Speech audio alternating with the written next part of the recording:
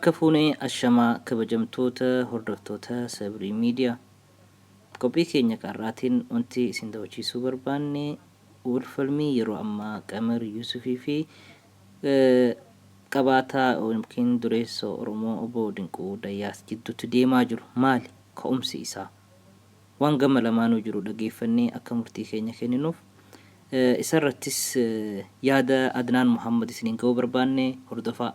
kabajamtoota ilmaan Oromoo xiqqaa fi guddaa dhiiraa fi dhalaa bakka jirtan hundatti kabajaa gurguddoon isinii qaba nagayaa fi jaalalaan isinii hawwa ani takkaa haasawaas godhee YouTube haa ta'u Facebook irratti maxxansee hin beeku kuni guyyaa duraati anaaf jechuudha maaltu arras fidee jechuu ni dandeessanii wanni arraan tana na fide wooma idduu tana video irratti deemaa jiru bifa Facebook fi YouTube fi gara adda addaatiin video adda addaatiin arka waa'ee obboleessa kiyya Dinquu Dayyaasii fi ana jechuudha arraan tana wanni gabbayee fi warri duraan sababii adda addaatiin qabamtanii na arrabsu already murteeffatan yaada kana yoo dhageessanis jijjiirra fida jedhee yaadu namni nammoo ergaa tanatti dabarfadhu nama dhugaa jirtu hubachuu barbaadu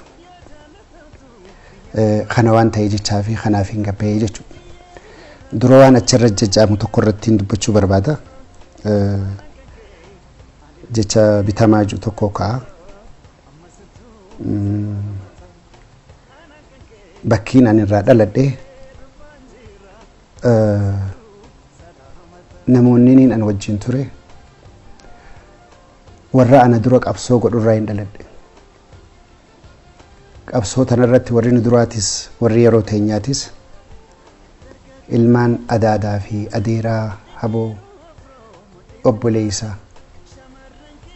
baay'inaan namni an ittiin dhabin hin jiru qabsoon tun anaaf hedduu jabduudha gaffagoo jechuudha osumaan anillee dhiqeef keessaa hin baasa jee anuuf keessaa baasuu hin danda'u bilisummaa uummata Oromoo jechuudha tun akkasitti naa hubatamtu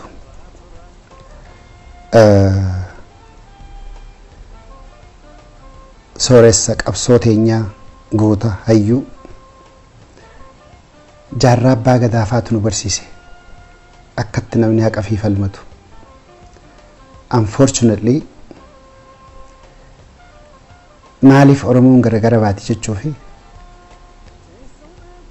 isarratti illee tumsaa baanee eega inni du'e gaafaan qabrii isaarra dhaabbadhu namni hedduun na laalaa anaa iyyee booyu goota akkasaa dhiisii namni dhalate tokko nama du'aa kana boochise du'a isaatii miti nama akkasa rabbi nuu kenneeti haaqa isaatii hadoodu ka ummata isaatii falmatu waan inni deemuun hubachuu dadhabne nuti itti bobbaanaa turre osoo deebi'ee irra kanumaan itti hima jedhee yaada namni du'een galu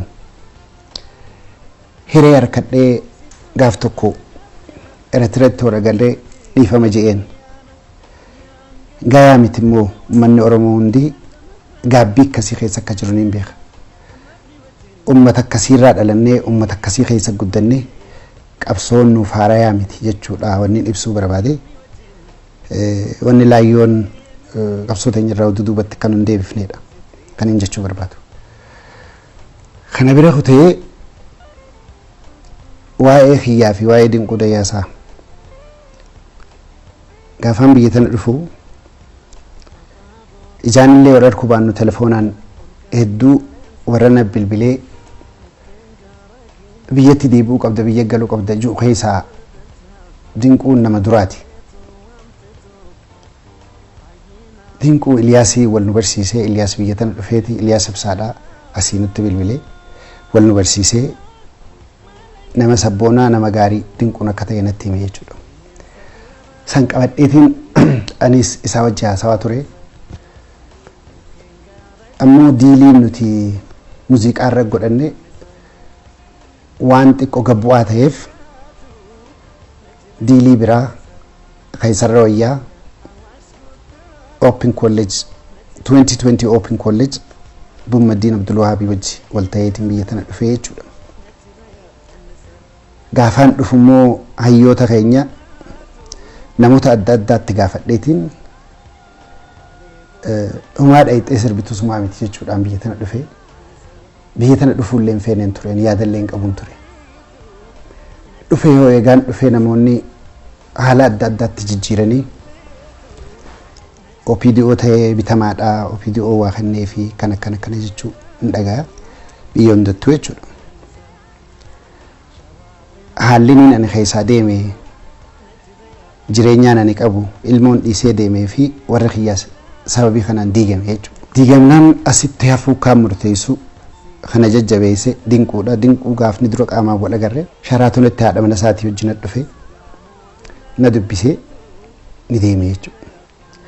San booda gaafa shawii sadaffaadhaa ani karaa Jimmaa deemu makiinaa lama nu maddabe anis si wajjin deema jee makiinaa mootummaa keessaa na baasee makiinaa isaa keessa osoo teenyuuti waliin Jimma dhaynee gaafa Jimma irraa dubbii san findee ol garagallu humaa miti asuma teesseeti waliin naggadannaa obboleessaa jee jechuudha. Anis haalli kiyya Kanaadaa jiru waan xiqqoo babbadee jecha tolemee hanga uummanni kiyya na hubatu asuma taayitiin wajji hojjedhaa jee anaa fi isaa fi Iliyaas ibsaa taanee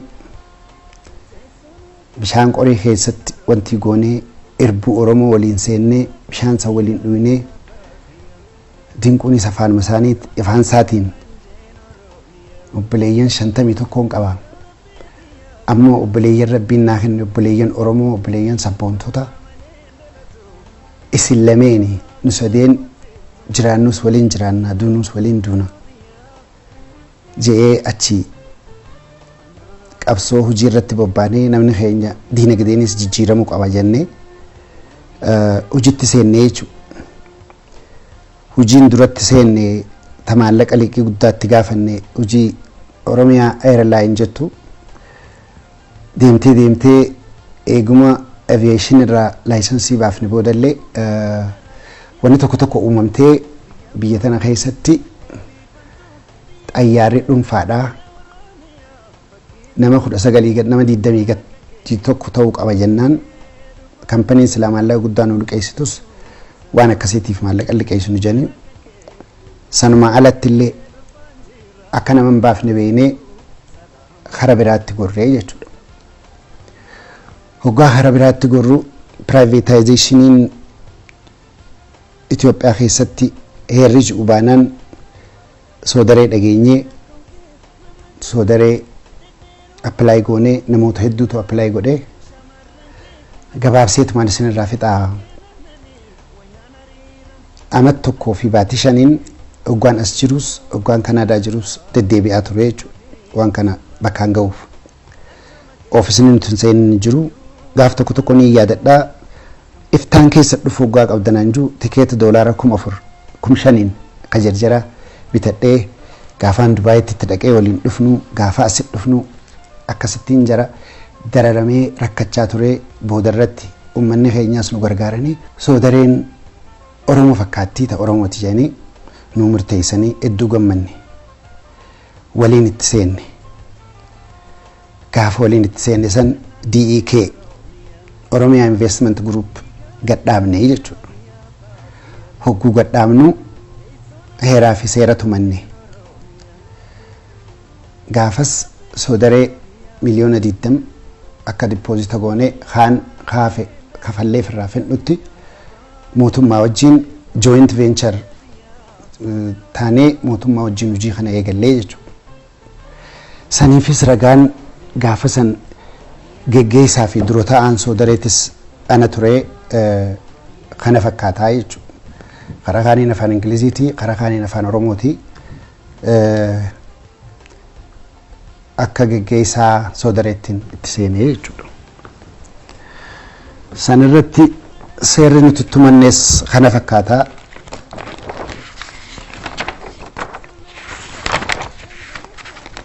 Nun le license marre fusin garsiisanii fotokopiidha.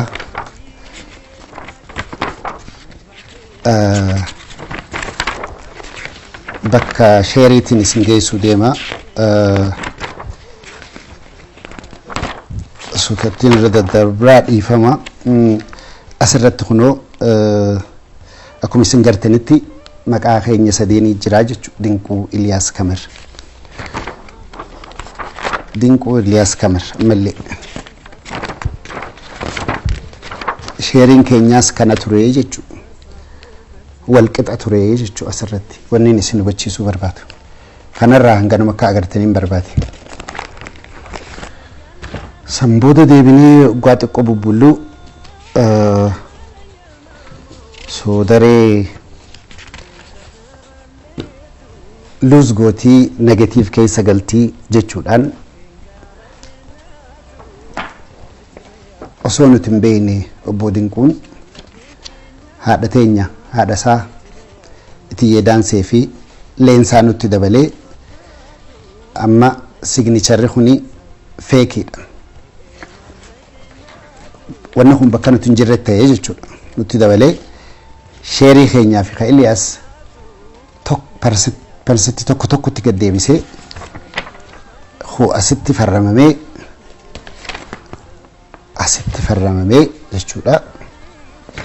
Kana የውዴታ ግዴታ gaafa dhufnee waan kana gaafannu akkana keessan jirtanii kajuu ta'ee jechuudha.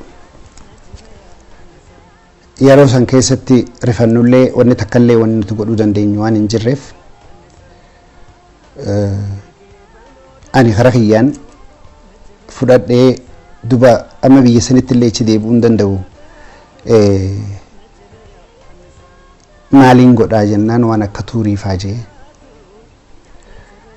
Tuurii jennaanis makiinota yaada gaarii jeetumaan fudhadhee nama durattis wal dhaabnee wal balaaleeffannee kaleessa obboleessa waliin jennee alagaan nu koflu irra jeetumaan himadhus akkaan immoo naniin beeka. Koortii dhaqus akkaan immoo naniin beeka. Rabbumaa fidee dubbii tana jeetiin tuurii kana seenee jechuudha. Tuuris seennaan waggaa xiqqoo tuurii hojjannee baatii 5 makiinaa haaree hojjanne kana makiinaa haaree fide kana gubaatii haga baatii 4 tokko hojjannee gibira duraa galchinee makiinaa 3 mootora bishaan itti naqan hagana dinqumaa wajjin hin jira. Itti naynaan waan akkanaatii deemaa jira jennaan haalli jiru sakkuuriitiifis gaarii miti. Makiinota sodaree jala galchi. Laayisensii keekatti hojjettullee fidi. Xiqqoo meechi bahi jee gara Kanaadaa sanin achi bahee waan gara Kanaadaa achi bahee baatii takka Kanaadaa taa'u ji'a tokko Kanaadaa taa'u makiinaan takka qabamtee jaan maal taatee jennaan shufeeraatu wayiin balleessee qabamtee jaan V8 achiin as dhufee achi deemus as deemus umaa fiduu hin dandeenye. Makiinaa taan dho'isuu qabna jee toleen jeeni osuma tun tanatti jirtu makiinaa miliyoona 2 fi waa kafalu qabdan janqixaata makiinaa tana baasuuf almost miliyoona 3 jechuudha. Isumaa yaadanaa kannee makiinaa tana baaftus hireen ammaan tanaati biyya tana keessa dalaguudha. Sakkuuritii teetiifis waan gaariin taanee jecha ifirraa dhiifturra wayyaa jee toleen jee achi torbaan tokko dhaabbatee makiinaan tun akka mootummaan hin fudhanne alamaayyoo katamaa haa baafatu jee V8 tana. Toleen jee Dinquun qabeen nageesse achiin na farramsiisee hoggaa na farramsiisee alamaayyoon bakka 4 ittiin kafalaa jee. Bakka takka kafalee makiinaa maqumatiyyaan ol baase makiinaan ammallee maquma kiyyee jirti amma bakka itti isiin hidhamteerraa baate jechuudha. tanaatana idduu wal dhabbiin tiyyaa fi ta dinquu addaan babal'achaa dhuftee addaan fagaachaa dhufne maaliin balleessee oggaan juunnatti ni waan hundattuu jechuudha. Ogguu kana warri mootummaadhaa makiinaa barbaadanii makiinaas amma achi booda qabanii ani na kasasanii makiinaa V8 takkitti tanarraa inaasuu jira gamma kasasanii gaazexaa irra na baasanii firdi beetiin na dhiyeessan. Makiinaan tun maqaa keetiin jirti siitu farramee baasee akkana jedhanii firdi beetii dura dhaabbadheetiin makiinaa tana achi wanni hin jee numaan farrameef waan tiyya taatee fi hogguu maallaqa firraa fixe maqaa isaa jijjiirrata Alamayyoo Katamaa kana jennaan xabaqaatti bitadhee xabaqaa sanii 100 kafalee kaniin makiinaa haarayaas dhabe xabaqaa sanii 100 kafalee daanyaan oggaa isaan dura dhaabbannee waan kana wal himannu ammallee ni yaadadha. ይህንን ለመረዳት ሰው መሆን ብቻ ነው የሚያስፈልገው። መኪናውንም አጥቶ 4 ዓመት በሌላ ሰው ተነቶ ይሄን ሰው መቅጣት ብሎ ፍርዲን ራካሴ የፈተ መኪና ተጀለደ ጀመቹ ቀብደጀ ሞራልን ነተቀመነን ኢሴቹ ህጉ ከና መኪኖታ ሶደሬ ሄስ ጅረኒፍ ግብርን ከፈለምኔ ጃኒ መኪና መቃክ ይጅርቱፍ ኩነት ድፈ ይጀቹ ድንቁ ብረት ዳቀይትን ከረደ ያብለስ ከያ ወመድር ወጅኛን ላሊ ኢርቡ ሰላሊ መኪና ተናርካ ቀብዳ ስራ ፍለቹ እንደው ኒቤታ ቲሲ ቢየውን ዳርካ ቀብዳ ራከ ፈልየናን ኒዲዴቹ አመተ ለመዳ ድፈ ከለመዳ ረተ ከድፈ ማለኒኒ ሶል ወያዋ ድፈ አመታ አፍር ከነ አመት ሰዲ ከነ ድሮ ይቹላ ዮሐን መኪና ሰን ቀበና ዮሐን ማላ ከፈሉ ቀብዳ ጃን መኪና አፍረን ኢሰብረ ጅርቱ ሰንጀቹ መኪናን ወርከክ ይንጅርቱ ነው ብራድ ድመት ባጅራ መኪናው ቀበዳ እንጂ እንጀቹ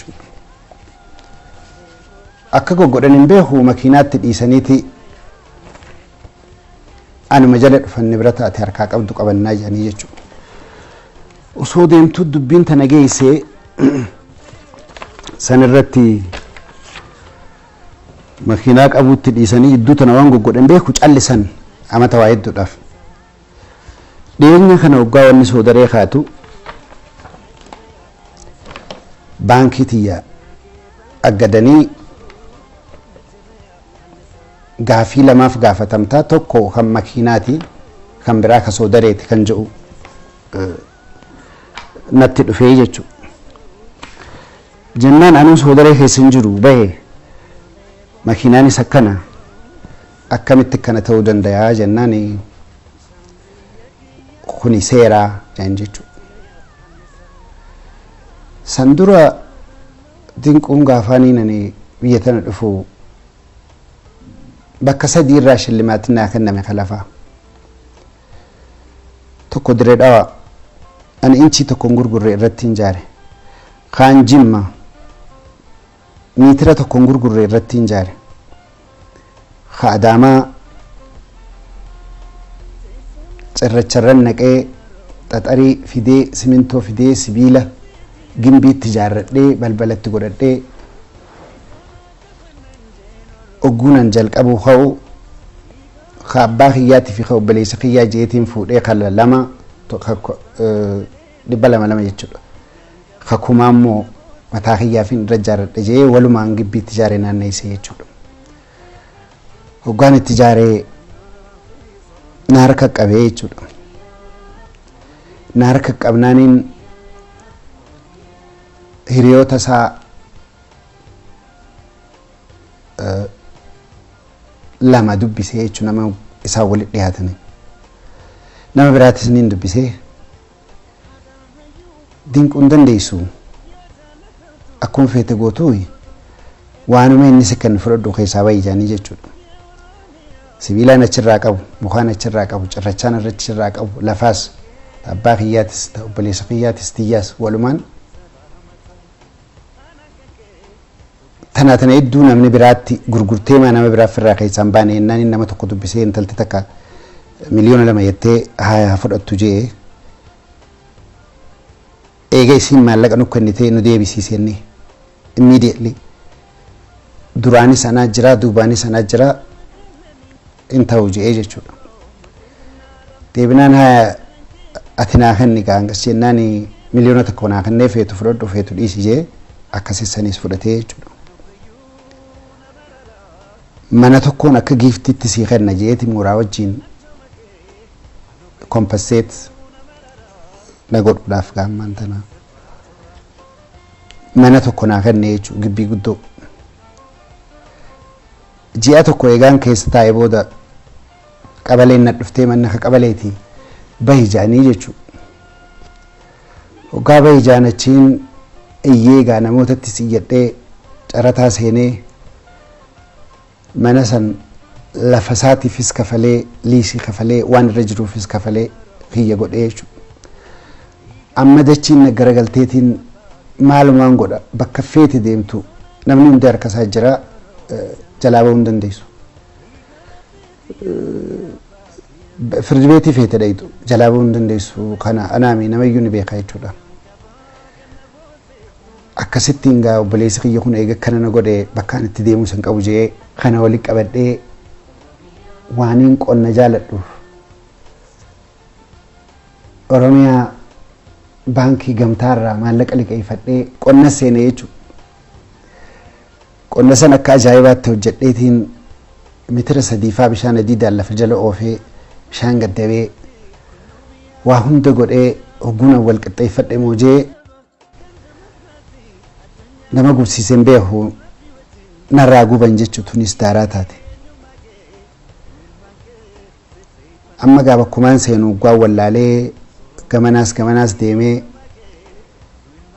hiriyoonni kiyya na gargaaranii namoonni asirratti maqaa dha'uun feene jechuudha.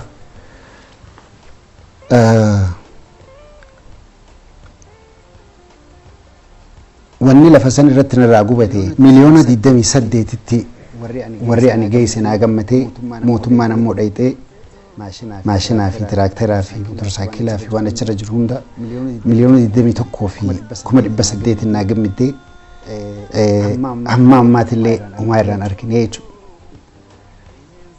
Anaa kanaa wajji qabsoo keessa jiru baankiin tun aggatamtee haareetti maas jechuudha. Baankii tiyya ogumaan dhaqee baankiin ta'e qabamtee jirti waa'ee sodareetti jedhanii sodareen waaltaarraa ammaas dhaamsi dabree Dinquu Eliyaas Qamar jedhan. Hiriyochi dhaqeetiin waan kana keessaa ba'e akkana jennaan mootummaan jara lamatti dabalame kanan beeku isin lameen beekaa waan amma qabame kana osoo hin ta'in waan biraatiif itti gaafatamuuf teessanii naan jaan jechuudha. Achi hin Dinquu harkachuudhaaf Eliyaasitti bilbilee jechuudha. Eliyaasitti bilbilaan guyyaa 2 wal nu qunnamsiise. Ittiin barreessee Eliyaasiin duras. Aboo haala hamaa keessaan jira haala akkanaa keessaan jira. Maal mala naa dhoytan baankiin tiyya qabamte waa hundi kiyya qabame. Anaan mala sii godhaa telefoona kana qabadhu abalu bilbilii naan jedhe jechuudha Dinquun. Telefoona kanatti ittiin bilbilee gurbaa teedii jaaniinitti waraqaa akkanatti ergee gibirri sodaree kafalame kan jiru gibirri makiinaatis kafalame kan jiru waatsaappiin natti ergee waan geessu fudhataman qabu jaan jechuudha. Ammaas dachiin dasdoorteetii waanumaan godhu wallaalee Eliyaasitti bilbilee jechuudha. Obboleettiin tiyya takka illee dabaree jirti anaaf irraa mataan na garagalee maali jettee anaa wajji Eliyaasitti bilbiltee Eliyaas haalli mucaan kun irra jiru gaarii miti. Karayyuun qabamee jira waan tokko godhaa jennaan sa'aatii 8 naa kan jeeni achi booda sa'aatii 8 booda nu barreessee gumee qaan Dinquutti bilbilee telefoona na jalaan kaasu akkana jee jechuudha. Eegas boodaan waaltaa irratti deebisaaf irraa deebisuudhaaf dhiyaadhee jechuudha. Namoonni hedduun namni keenya maaliif waaltaa irra dhaqa waan jedhuufi ani khasasee osoo hin ta'in khasasameetii jechuudha. Amata dheeraa kana keessa manguddoo hedduttiin dinquu himachaa ture, baalasilxaana hedduttiin himachaa ture. Waan har'aa fuudhaa fi wooma kana keessaa naa baasu qulqullaa'eetuma ijoolleetiin yaa guddifadhu wohumaan danda'u hojjedhee jechuudhaaf beeke. Warri miidiyaa Oromoo jettanii jira achi keessa. Joohar mataa isaatti guyyaa lama faa bilbileetiin aboo Joohar akkana keessaan jira naa dubbisi jennaan dhaqeetiin dubbise jee achumaan na jalaa badenniniisi dabree miidiyaa hiree naa kennuu dhiisi na dubbisuu hin dandeenye jechuudha. Tootaalii akkaan miidiyaa OMN irra dhiyaadhee ergaatii uummata kiyya dabarfadhu akkan feene Jooharis nagarsiisee jechuudha. Ammoo tokko guddisanii tokko cabsuudhaaf kan natti fakkaatu. Wanni ilaahan qaarraa Oromoon qabsoo gooteef haqaa fi kaamma ammatti itti jirtullee haqaa fi haqa sayyaa Oromoo nutis akka warreen dhoorkanne. Dubbii hedduu jira. Ogguma takkatti gabbaasanii waan hin taaneef taate hundan dubbatanii wanni ani isinii itti tuqe kun amma irra xiqqoo isiiti. Waan nama suukanneessaatiitu kana keessa jira. Kanaa jecha dubbii tana ija gatii qabduun rabbi sodaachaa laaluun gaarii natti fakkaata. Arraan tana miidiyaa fi maallaqa qabaachuudhaan haqa namaa irra jetanii haqa namaa dho'isuun illeen waan natti hin fakkaatu. Ammoo irra deebi'eetiin irbuu Oromootiin isinitti hima. Yoo waan anjii tana keessa kijibni tokko jiraate osoo narratti hin bobbaane nama nan tahin hin quwachiisaa laalaa waan narra ga'e kana naa laala. Horii hiyya waaniin ala dalageeftan asit dalage hunda fudheetiin dinqii bira gannaqee jechuudha karaa adda addaati. Kanaas nuti naannoo keenyatti namni tokko waggaa waan Oromoodhaa dubbatee sabboonummaa keessatti agarru gogummaa haa ta'u beekumsa haa ta'u lubbuu teenya kanninaaf takkaa dinquutu karaa kanaan dhufa jee yaanne waraqaan nuti kurfeeffannees hin jirtu namni walitti hin kurfeeffatu namni waliif du'u waliin du'u jechuu wal wanni jiru kanan jiru maallaqa boru badaa alagaa duratti waliin qaanyeessinu jechuufin ilaa hangaarraa usee ta'a. Ar'allee wanni ani bakkayyuu seenee dinquutti waywaachaa tureef bakka inni deemutti illee namatti illee waanuma tana keessaa na baasee haa qulqullaa'uudha. Namni horii fi kawaan fedhe dalagee kuliis dalagee dadhabee fide silaa waa namaan dhiisu akkuma tokkootu akka tokko ta'e wanniin hin irraanfanne takkaa galgala tokko ugaan fuula rabbii dhaabbadhu yaa rabbii kiyya obboleessa kiyya kanaa wajji nagayaan addaan na baase osoon hin ji'in buleen beeku ilma namaati nama dhagayama ani waa gowwaasiimi xiqqoo Oromummaan na sobee mee namni haqaaf dhaabbatan haqa laaltan dubbii tanarra deebi'aa laalaan arrabsuu dura. Warri lakkii haqa laallaa gurbaan kun akka isin jettan kanaami hin arrabsinu ju'us galatooma. Warri na arrabsees dogoggormaan na arrabsitanii dogoggoo galatooma. Wanni na dhibe immoo qabsoo gootonni keenya hedduun itti dhumanii nuti arraame ka qabsoo Oromoo eegalle. Qabsoo teenya anaa fi dinquu gaddeebiftanii hoggaa bifa qabsootii fi bifa siyaasaa gootanii haqa namaa dura dhaabbattan rabbiin isin dura dhaabbataa beekaa. Hanganumaan ja'a مع السلامة نجاتي أكم جرتن جدا جرتو سنين جنة أرانت أنا جالنتي بتقى عشرة أسبوع تكا ميديا يقان سوشيال ميديا يقان خرا يوتيوب تيني سناغرتنين بيتني دبي كوكي نسين تجرا دبي غرتي كوكي نما سين تتاني وقان مو بفالا غانا ما سيني أكم قدني جنان بفالا غانا ما سيني harkaseen baasatti citee hafaa jette Oromoon gadin dhiisatti immoo lixeetii hafaa jetti. Kanaafuu maal gochuu qabnaa dhamma dubbiin. Kanaafuu arrantan asirra dhufe.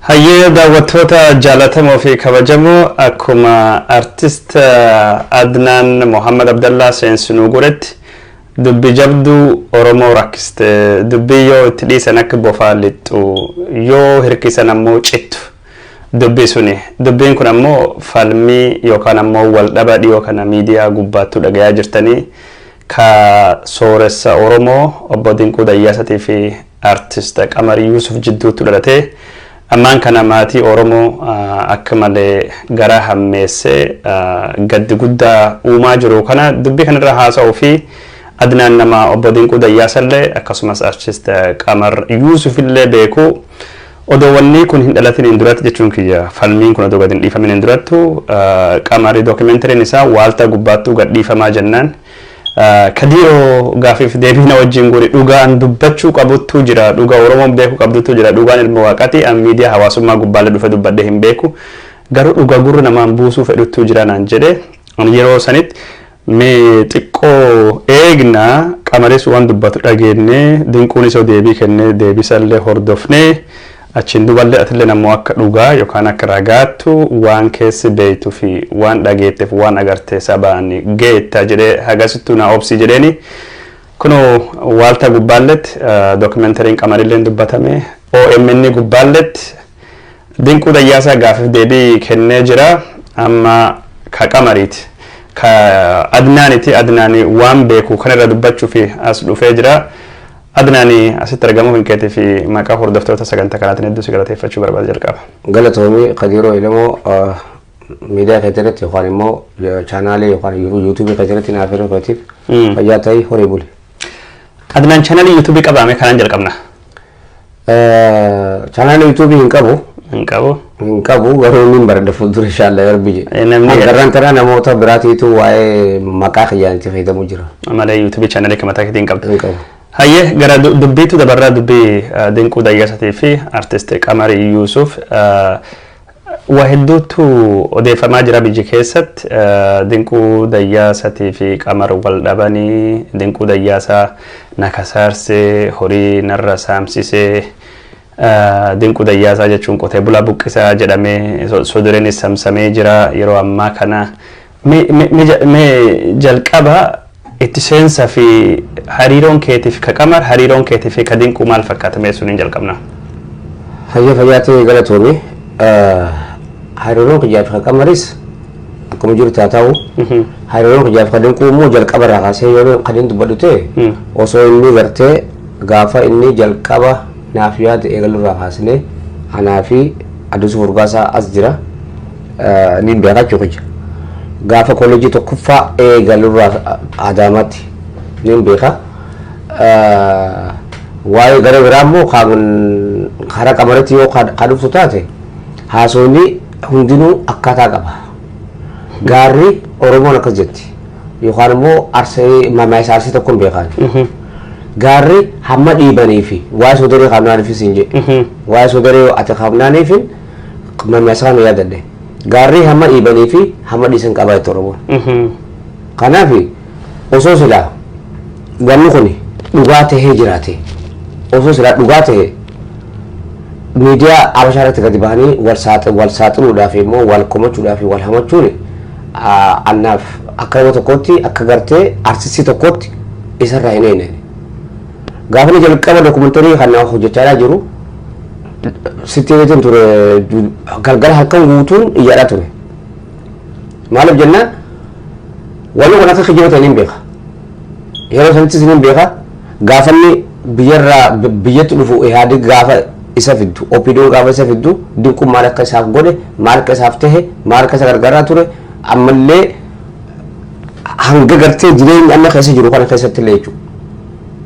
Malee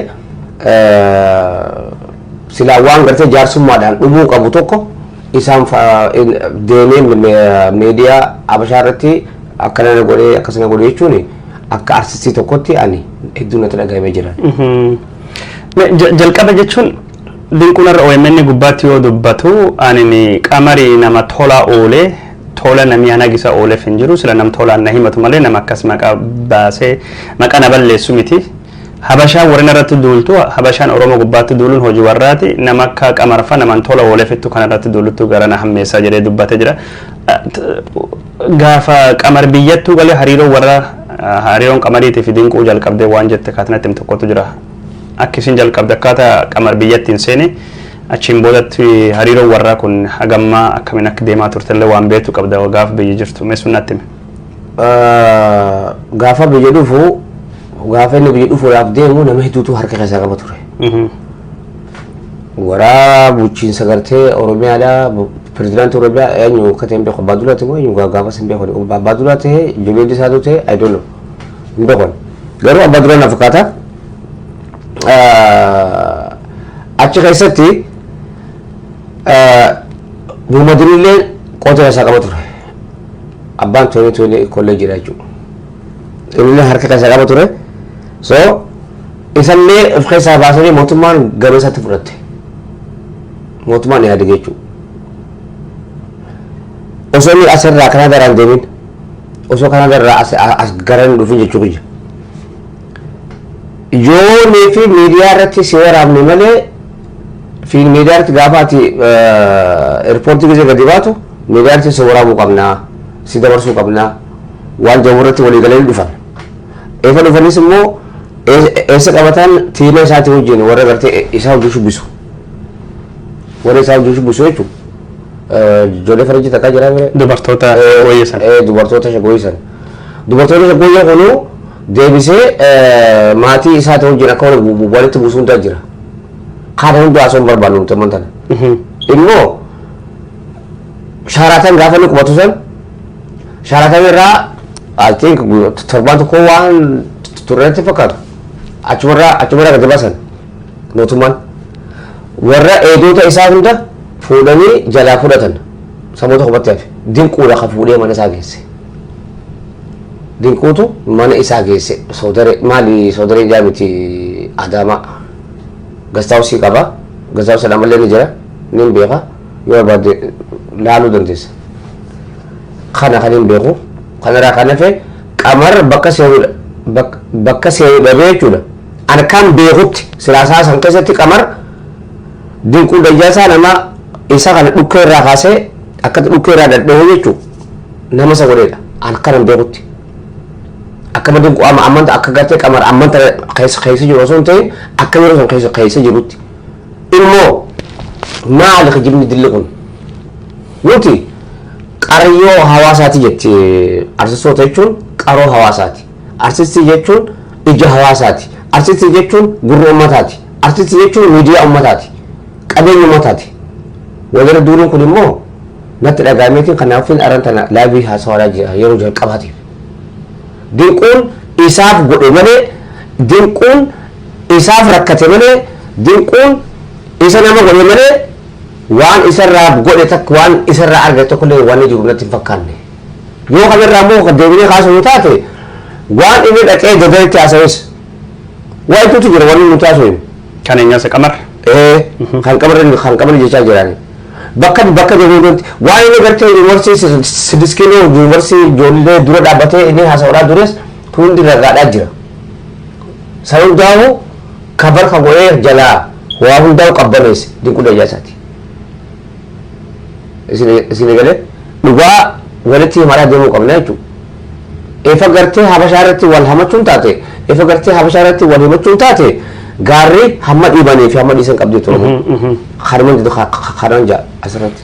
Mee asittuu wanni dubbatamuu qabu tokkini Dinquu Dayyaasaa kan bardheeraaf akka Oromoon itti beektu irkoo jechuun utubaa artiin Oromoo irratti hirkatu ka artistii Oromoo gaafa rakkoo dhaqqabuuf abbaa hiyyeessa qabaata Oromoo ka gaafa rakkoo Oromoo bira dhaabbatu jedhamee yaadama. Artistoota Oromoo keessa nama akka gahee Alamuddin artii Habashaatiif taphata. Artistoota Habashaa ki gargaarsan Oromoo ka gargaare Dinquudha nam jedhamu waan jedhamutu jira. Atin jechuun artii Oromoo kunuunsuu guddisuu keessatti artistoota ammoo gargaaruu keessatti gaheen Dinquu maalidha jechuun sila Dinquu wanni amma Qamar gore kun waan isaa malu duudii amma irratti baname kun bara duula walirratti baruu irraan dura namni taa'ee silaa waliin tasgabbaa'ee waliin marachuudha qaba. Dinquu dayaasaa jechuun refulee dubbadeetiin ture gaafa inni naaf yaad mana barumsaa kajoolleedhaa jechuudha. Achirraa kaasee Rift Valley tokkoffaa gaafa inni eegalurraa kaasee hamma gartee 33 hin beeka. Yeroo sun hunda deemneeti eebbisaadhaa turre. Waan qabatee deemu hunda hiraa deemaa jechuudha hamma ganuutti bakka san geenyutti. Maallaqa jechuudha. Waan asirraa qabu fixatee asii kan qabu fixatee asii kan qabu fixatee kan kana akkasiillee jiru fuudhee kannee fixa. Gizee nuti achi dheedhee garuu maallaqa keessattuu qabatee deemee nama gargaaruuf rakkata. Gargaaru hundaa'uu kannaa deema. Immoo garuu lakkoofsanii beeka akkaataa itti baasu beeka. Yoo kuma tokko ta'e gatuu seeraa kuma tokko ba'a. Birriin takka beelan dabartu.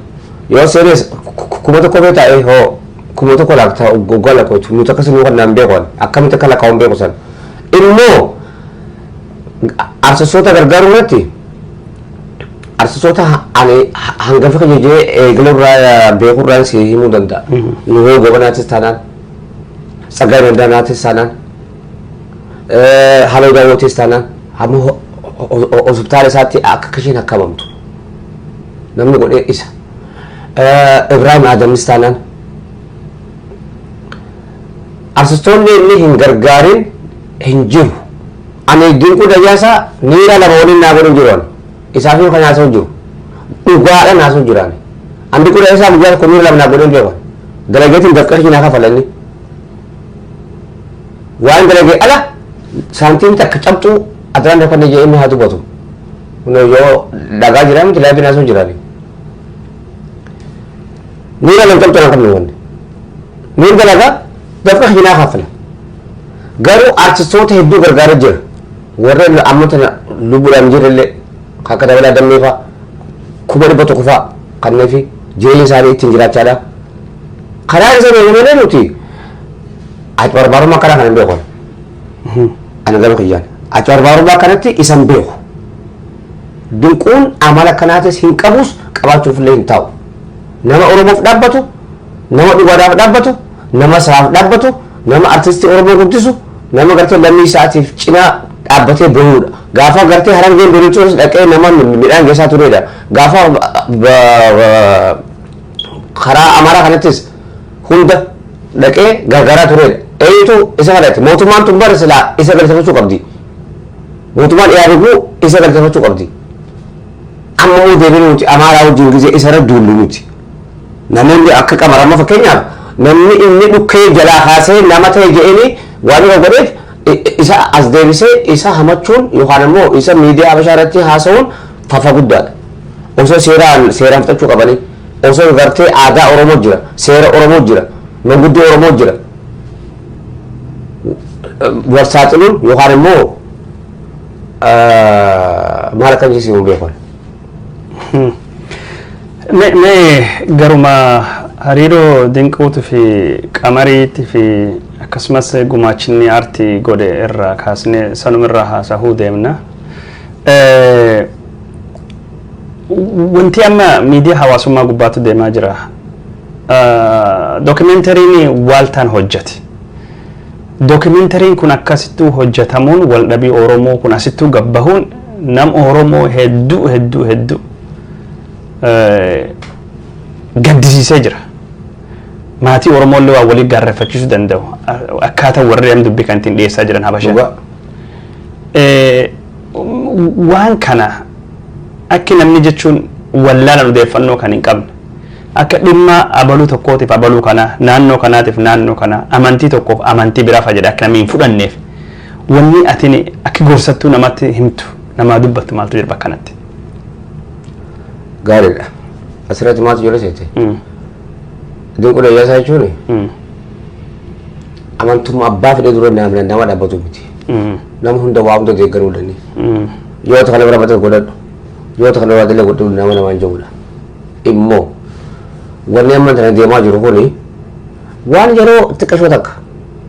Waan yeroo xiqqashoo takka. Kun jechuun maali? Dur ihaadii jechaa turre. dubbiin deemtee gara bilisiginaa dhufte. Opiidiyoon gizee gara bilisiginaa dhufte seentu namoota karaa kana bitanii sitti arguu danda'an. Ana abbaan fedhe bilisiginaa ta'ee seeraan kaayyanneen.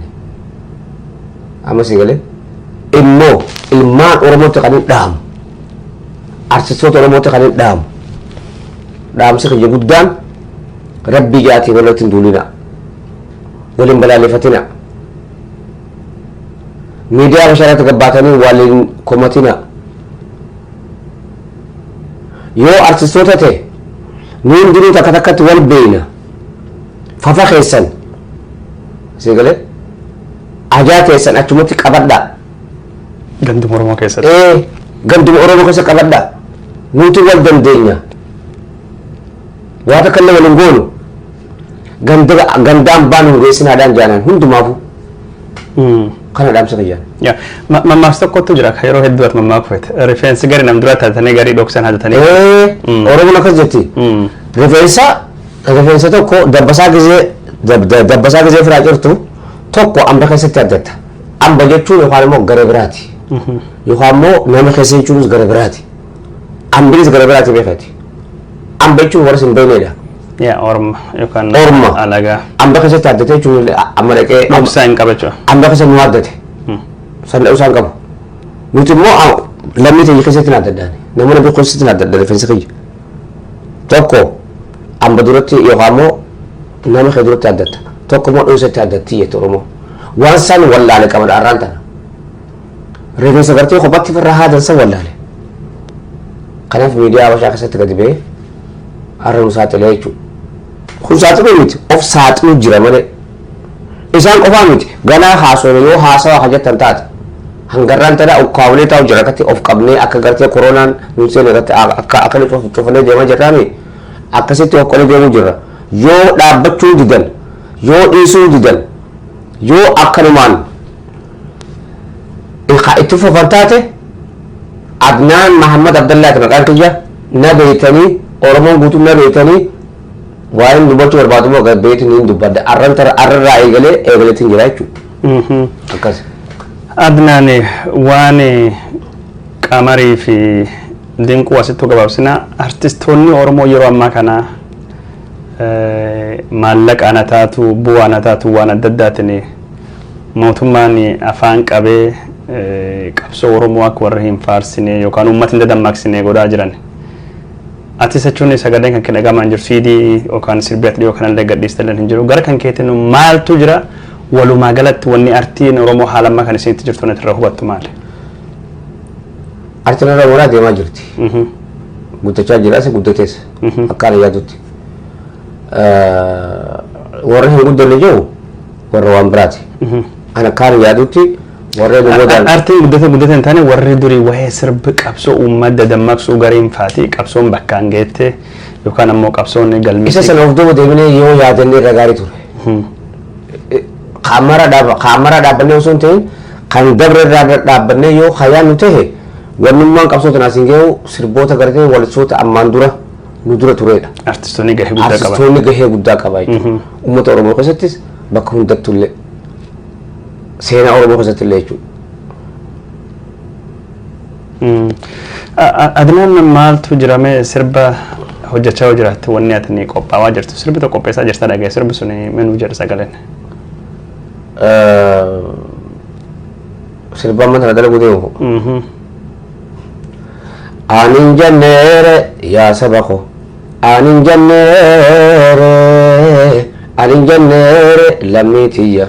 Anin janneere sirba kanatti dalagu jira. Anin jenne yaa saba ko anin jenne lammii tiyya maal jette Adnaan? Jee jira yaa madura. Maal wanni jettan maal? Itti fufa qabsoon bilisummaa kan addaan hin cinne fincinni gabrummaa hamma bilisummaa jeetiin jira. Itti fufa qabsoon abadan qabsoon hin dhaabbattu. Hin dhaabbattu. Hanga yoomi? Hanga bilisummaatti. Hanga bilisummaa. Hanga bilisummaan Oromoo kan dhaabbatutti. Qabsoon itti fufa. Gaafiin bilisoomne jennu yoo? Hin beekamne san. Gaafa bilisoomne jennu gaafa mirga abbaa biyyummaa deebi'e gaafa gartee oromoon biyya abbaa isaa irratti abbaa biyyummaa isaa gonfate qabee isaa irratti qabeenya abbaa biyyaa qabee isaa irratti abbaa biyyaa gaafate booda bilisummaan argatte jette malee ammaan tana bilisummaa tamtu jira. Kun bilisummaan takkatti wal nyaataa jiran kana midhumachaa jiru. Kana midhumaa jiru. Mucaanaan wajjin daladhee wajjin bircoota kubbaa taa'ee wajjin barachaadhaa ture ajjeesaniiti miti mormarraa gatanii taa'aa jiran. Muhammad Amin. Muhammad Amin jechuudha. Eenyutu dubbate hangaraan tana? Haati ilmoorratti hajjeessan eenyutu dubbachaa jira hangamaan tana? Walii keessatti waan ta'aa jiru eenyutu dubbachaa jira hangamaan tana? Booronni keessatti waan ta'aa jiru eenyutu dubbachaa jira hangamaan tana? Ka poolisiin mana gubee suuraan kaasi jechaanii fotoon isaan jaasanuu afaan Amaaraatiin. Look bilisummaa tamtu yeroo kun kana bilisummaan moo bilisummaan bilisignaan beektu kan gartee minilikin mana masaraa keessa qayyatteedha. Hayi Sillaasee masaraa keessa qayyatteedha. Mili gartee harkaa fi harmuuraa aanoolee kan gartee calanqiidha. Oh my god. Tarataniidha taratanii noo qayyee kana. Kana bilisummaan never. Kun ta'uu illee hin danda'u. Abadan. Kanaafuu qabsoo itti fufaa jechuudha. Kun ta'uu danda'u. Ammaaf kanuma jedha. Ayyee galatoomii Adnan. Ani hin jenne yoomitti eegna? Gaafi dhumaa. Inshaallah baatii takka. Baatii takka ji'a takka. Wanni ati daawwattootatti dhaamattee yoo jiraate dhaamadde hanga kiyyaan fitadhee jira obbo Adnan. Artist Adnan. Daawwattoonni kiyya warreen isin dhaamu obboleeyyiin kiyya humti kasanuu horaanaa bulaa naa jiraadhaa gosaa waliin qoodina amantii waliin qoodina oromummaa kasan jabeessaa kanumaan isin hin jaane maaliif jennaan yoo tokko taane diina injifachuu dandeenya kan bahaatis kan dhihaatis kan kaabaatis kan kibbaatis oromoon tokkuma garaagarummaa tokko illee hin qabnu walirratti hin duulina yoo rakkani jiraate abbaa gadaa jira seera qabna aadaa qabna walaa gorfannu walitti adee'annu walaa mari'annu rakkana keenya wal idduutti haa fixannuun isin jedha kanaafuu horaa bulaa asirratti beemuu warraan tanaasuu kiyyaaf waa takkaa miti ittiin foofamas fuuldura kanumaan isin jedhati Adnaan horii buli ulfadhu daawwattoota jaalatamaaf kabajamoo sagantaan har'aa hagasuma Adnaan maqaa keessaniin hedduu galateeffachuu barbaada waan nu daawwattanii hordoftanii fi fadha wayyama nagaatti.